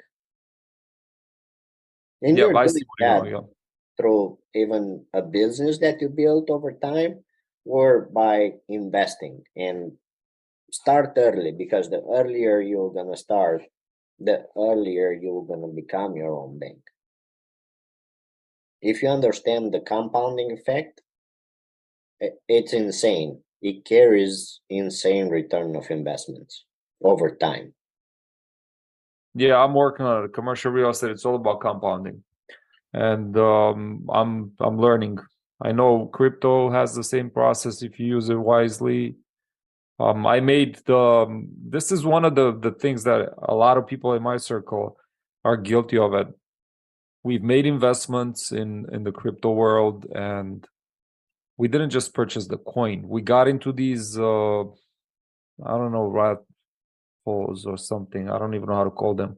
Got into these pools, man, where we dragged into for a quick return, quick buck, and there are many of them. I don't want to name them.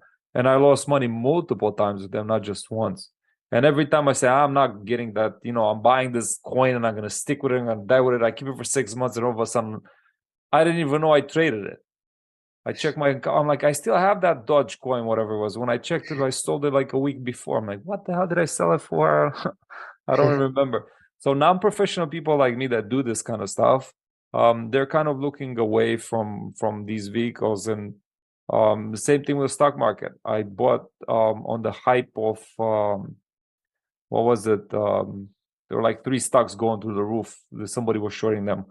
The GME, the Okay. game. Yeah, so I went into that too. But guess what? By the time I found out, it was the end of the cycle. So And that's what most of the times happens, because the media doesn't talk about Bitcoin until it reaches certain points. By that time, you're already late. yeah, that's when people wake up. It's like, When oh, let when me I'm find out. looking at, and hopefully we can do one of these live classes. I'm looking at the charts. I don't buy just because my cousin told me, or I have a friend that told me, or I never do that. I don't gamble. That's called gambling, literally.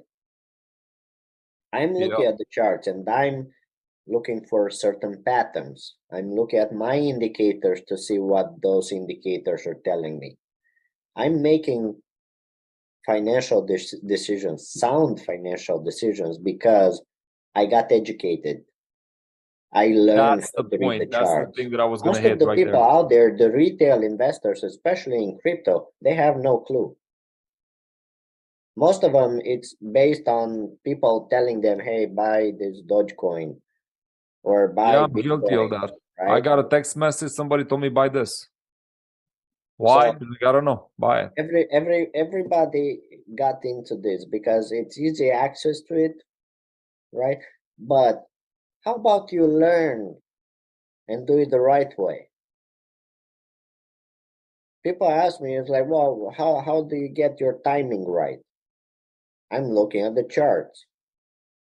Well, how come you bought close to the bottom and you sold close to the top?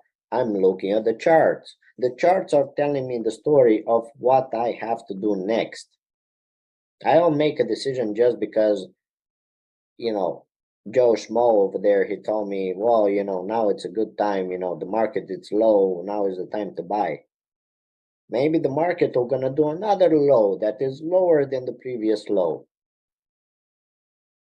I Yeah, don't so know I that. understand you said I'm just some. taking the market one step at a time. That's why, most people fail in investing, including stocks or cryptocurrencies or any other investment, is because they don't get educated about it.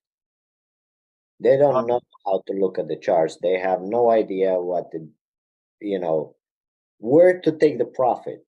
And that's mistake number one. When you have profit, take it.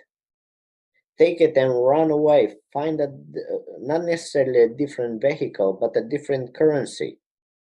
Let's say you bought Bitcoin. Bitcoin, at some point, it was close to 15,000. I think it was like 16,000.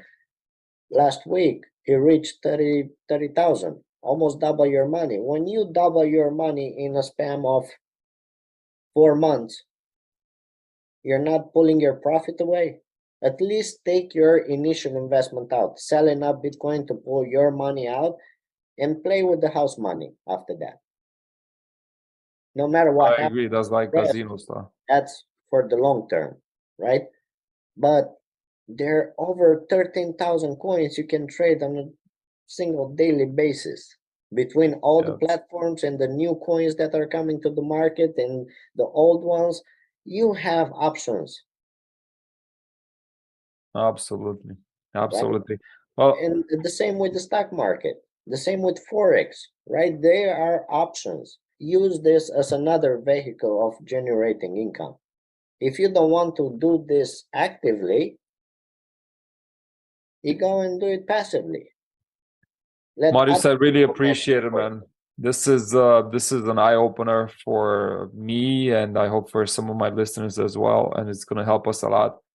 Tremendous help again tonight. Thank you very much for everything that you dropped. Is there anything else that you want to say on this chapter before we wrap it up? I think pretty much I covered everything. One thing about the high income skill, and this ties in with everything together, kind of completes the roadmap, is the fact that there are two very good high income skills, and people don't see them as high income skills because it always rolls back like the doctor, right? The doctor works for the hospital, right? It's like under somebody, right? Yes. It's financial management and financial education. Those can be considered high income skills. But one of the top high income skill that you will ever find is leadership. Become a leader and you're gonna reap the best rewards. Learn how to talk to people, be a leader, and you're gonna have way more success than anything else. Maybe Now you that you don't said know that, all the process into building a business, but if you become a leader, you're gonna have people not necessarily below you, but you're gonna meet people that are gonna help you get to where you want to get just because you know how to talk to them. And yeah, now that you leadership, said that, I it's not remember. leadership, it's not a skill, it's a lifestyle. The moment you learn that, everything will change. And then where does it change? It changes the mindset. Again, it changes the mindset. It comes back to the inception. It comes down to the foundation. Learn how to be a leader. Learn how to run people I or took not. notes. I took Maybe it's notes not on the it. right word, but learn how to talk to people because that's one of the highest income skill that you can ever acquire. I was reading at some point that one of the top paying jobs, and this was in New York City, um, was indeed the CEOs and the CFOs. Those were the jobs that they're not getting filled. So everybody applies for small jobs. You know, McDonald's had a line. Everything was filled except the top positions on all these massive companies. And if you think about it, it's fairly simple. If you're going to become a CEO in my company, and I'm you know, I'm at the point where I'm scaling, I'm moving, or I want somebody else to run it, you get 3 years of training easy before I hand over my business to you. Right. So in theory, it's the easiest job ever, right? Nobody would allow you to run a company without making sure that you know it 100%, right? Exactly. So you get the best training from the best people with the best purpose and the best results. And it's guaranteed to be successful. Otherwise, you're not going to have that position. Nobody Exactly. applies for it. That's crazy, but it's true. Yeah. One day, hopefully, I'm going to be able to do that with you. Take that headache out of your hands, and I'm going to run it for you. Marius, thank you very much. Once again, everybody, thank you for spending time with us today. We went a little bit in overtime, a little bit longer, but it's required because this is not my roadmap. This is one of the successful entrepreneurs that we have here with us. And Marius, thank you very much for giving us the opportunity today. Thank you. We are Thank you definitely again. going to do. We're definitely going to do more, and I'm looking forward for our next episode. That's going to be based on Marius. Can you please let us know what do you have in mind? Let's keep the ball rolling. I like the idea, and first I wanna thank you for having me here again. It's always a pleasure, and I keep thinking about what we discussed, and make it a series of episodes together.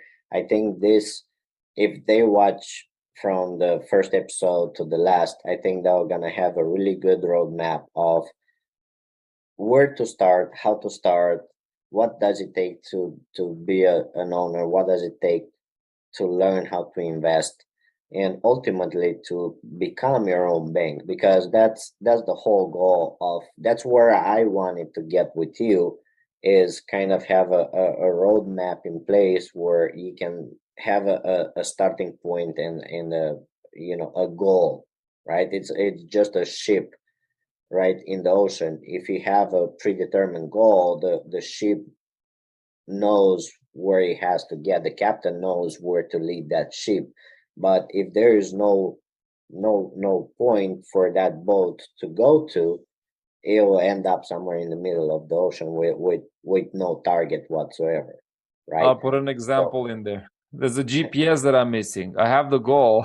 right. So yeah, you can look at this as your GPS, right? They're gonna give you step by step. Hey, turn right, turn left, turn right, turn left, right, as as required, because you gotta adapt to the situation. No business is the same, or no two businesses are the same, but the principles apply in every business. No matter how you're looking at this, if you have these 6 steps that we discussed today, you will learn how to run a business, and you can take it from zero to millions if you want to. It's all about you having that vision that we spoke in the mindset. It's you taking action, taking the risk, because you have to do something about it. If you don't do about it, yes, you can have all the knowledge in the world and nothing will happen. But I'm really Analysis excited. paralysis, right? Yes, I'm really excited about the next episode. Let's keep the ball rolling, and we can tell the audience that we're gonna discuss real estate, and not only real estate, but wholesaling, flipping, rental properties, commercial real estate such as storage units, office buildings, large multifamilies. Personally, I haven't gotten that deep into real estate. I stopped at the rental properties, but I do have quite of not a lot of knowledge. I'll say I'm decent to that point, right? Where you can get people started in real estate. If you have the money, if you have the experience, yes, go ahead. If you have a mentor like you have, and you want to jump into commercial real estate, all hands on deck, right? Yes, Alex There is Lovely is my there mentor. I'm is gonna no plug him. limitation to what it can be done, as long as you have the resources and the power to do it. I didn't have that, so I had to start low. I had to take the baby steps before I could run. But once you do Just that, off screen, I'm gonna ask you how much did you made on your last sale. I'm kidding, not interested at this point. I know exactly that you are very humble. You actually had multifamily. Talking about rentals, but you're not talking about single family homes. You're talking about a big portfolio, as far as I know. So commercial real estate to its highest, and you did the acquisition, you did the renovation, you did everything on it, as far as I remember, right? yeah. Yeah, So that's great. it's been a process. It was a learning curve with real estate as well, and we'll dive deeper into the next episode, because there is a big difference of what the big gurus are selling out there and what the actual situation in the field is, and that's what people don't count. And you know a lot of this, they created a lot of these gurus, they created overnight real estate investors that have no business. Oh yeah, they are Basically, real estate investors they without got never stuck to flipping the a point property. Yeah. where they open up an LLC and never done anything with it because they have no business. They Yeah. got stuck to a lot of, what we discussed today. They got stuck into certain places that they couldn't get out, and that was it. That was the end of it. Yeah. Failing is amazing as long as you fail forward, not backwards. Right. I really appreciate you, Marius. Thank you very much for being in our show tonight, and looking forward to speaking to you some other time. Thank you. Take care. Have a good night. Thank you for Bye. having me. Thank you.